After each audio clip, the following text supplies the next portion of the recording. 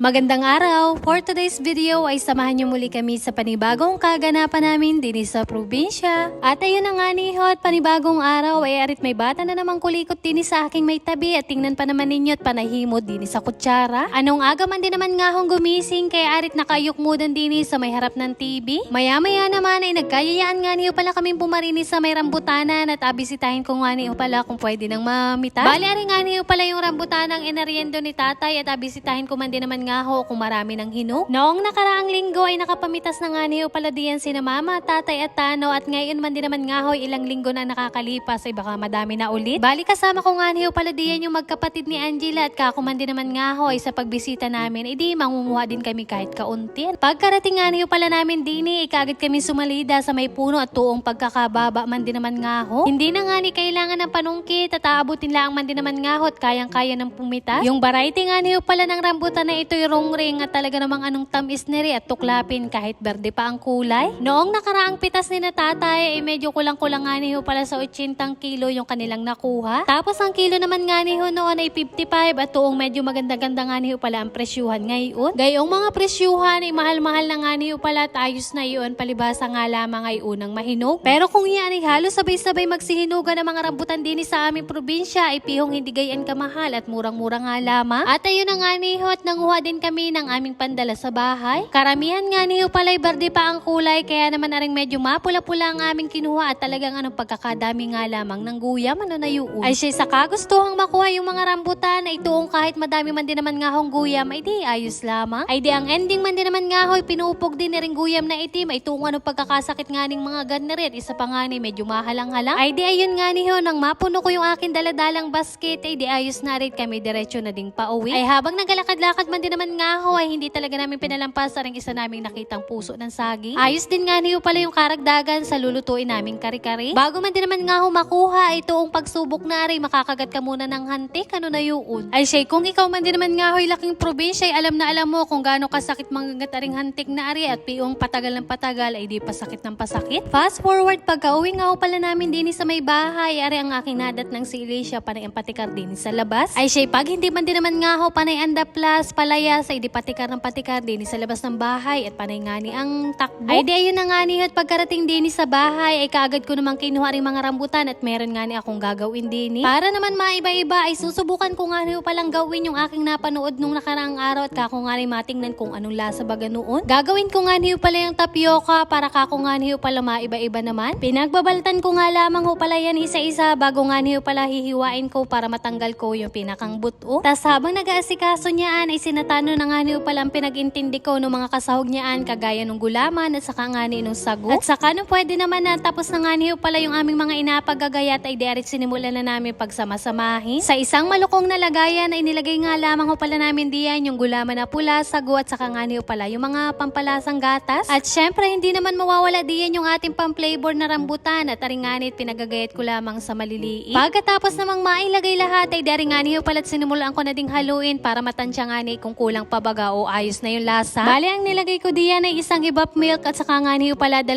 lata ng creme densada. At syempre para mas masarap kainin ay yung medyo malamig-lamig kaya naman nilagyan ko na din nga niyo pala yaan ng 2 pirasong yelo na dinuro. Ay siya garni lang man din naman nga ho kadali kabilis magawa ng tapioca na flavor na ay rambutan kaya kung kayo napapaibig aba ay parinin na kaagad na yun. Syempre pagkatimpla ay diarit kaagad kung pinagbibigyan yung mga bata-bata din sa amin. Fast forward kinahapunan ay may nilakaran nga niyo pala ako din sa karatig bayan namin din sa Pinamalayan. Nung mayari ko naman yung aking lakarin ay dari nganit ako'y dumaadin din sa aking inapag meriendahan. Ayun nga at pagkarating namin ay wala pa sila din at saktong kami paalis na ipadating sila kaya ayun at kako'y mamaya-maya na tayo na yun. Isa nga niyo pala rin sa inapag meriendahan ko din sa bayan ng Pinamalayan at tuungan ng pagkakasarap nga ni ng kanilang sus din. Bali kami pa lamang yung unang nabili din kaya naman arit nagasimula pa din nga lamang ho pala sila magluto ng kanilang karagdagang paninda. Total ay luto naman na yung palagi ko nga ning inabili din sa kanila aring nga ning squid ball at aring kwek-kwek. Kaya naman ayun at kumuha na nga rin pala ako at kako nga ni medyo mahilab-hilab na aring aking tiyan. Ay siya tingnan pa naman ninyo kung gaano kalinis ka-organize aring nga ning kanilang food cart. Ay siya palibasay ako ang una din kaya naman talagang anong ganda ng aking pwestuhan din. Basta nga niyo pala ako'y napaparinis sa bayan ng Pinamalayan na hindi pwedeng hindi ako kakain din talagang aring aking inadayo. Lalo na sa tagpong are na magalagay nga ni ako ng sauce aba naman ay tuong inadamihan ko nga ngunit ako nga ni pala naman ho ay naghahihigop ng ganyang sauce. Bago man din naman nga ho, mahalang-halang rin kanilang pagkakagawa ay tuong talagang mapaparami ka ng lagay. Aba, ay meron din nga niyo pala sila dining panulak at pag meron nga ning atulak ay di meron din nga ning garni. Ano na yun?